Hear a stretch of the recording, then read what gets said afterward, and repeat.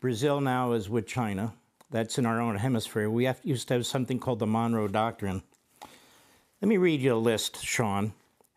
Invasion of foreigners, severe economic troubles, division of the empire, empire stretched too thin, government corruption and political instability, loss of traditional values, weakening of the legions, the military.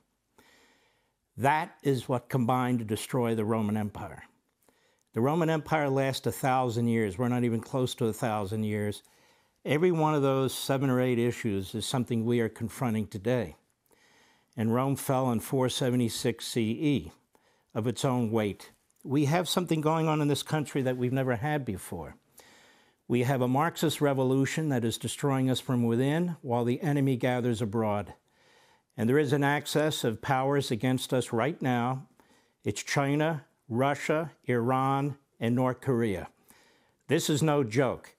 China hasn't built the biggest navy on the face of the earth, military islands in the South China Sea, over 27 bases of different kinds in our hemisphere, a deep water naval base in Somalia, where my great uncle fought on Guadalcanal. You have China with a base on the western coast of Africa facing us, killer satellites, nuclear missiles. You think they're building all that to defeat Taiwan? They're building all that to defeat us. They're not going to be satisfied with Taiwan. They're in battles now with the Philippines and Japan, even Vietnam. Australia's being threatened. Unless you're Helen Keller, you can't see this and hear what's going on here. This is a big damn deal. And let me tell you something that viewers of this audience and others may not want to hear. We need to prepare for war against China. I don't mean go to war. I don't mean initiate a war. But they are preparing for war. We are completely unprepared as a nation psychologically. We are completely unprepared economically and immigration-wise in securing our border. Our military is not prepared in the sense that they're pushing this woke ideology. Our military budgets do not reflect the threats that we are facing in the world around us. I want to say it again so the backbenchers regurgitate it. We must prepare for war against China, not because we want war, not because we're going to cause war, but because they want war. They've only communicated it 10,000 different ways, whether it's violating our airspace, navigable waters, threatening our ships, threatening our country, threatening our people. What else can they do short of attacking? They're not going to be satisfied with Taiwan. This is a big damn deal. And we don't have the military brass in the Pentagon to deal with this, the Secretary of Defense or Secretary of State.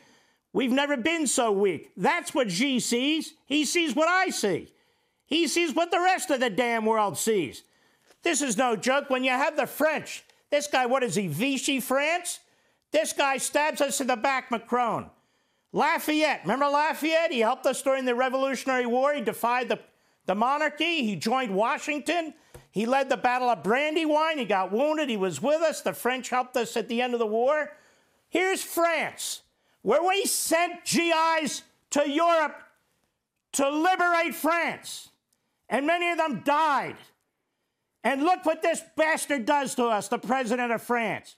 He goes over to China at the height of tensions, stabs us in the back, says he will not support us. He's provoking the Chinese to act, talks about autonomy.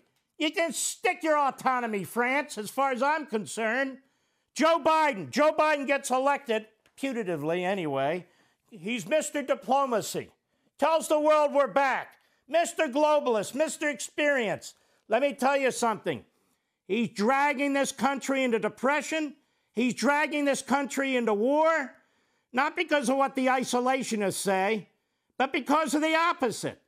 We're not acting like a confident, strong country. And so people are disrespecting us. He keeps calling Xi. We don't know what he's telling him, but I can imagine what he's telling. What do they keep saying? We don't want conflict. We want competition. Stop calling Xi, because you're demonstrating to him how damn weak you are. We, the people, deserve a better leader than this and a better government than this. But this is what we put up with. It's absolutely unbelievable. That's it. I'm done.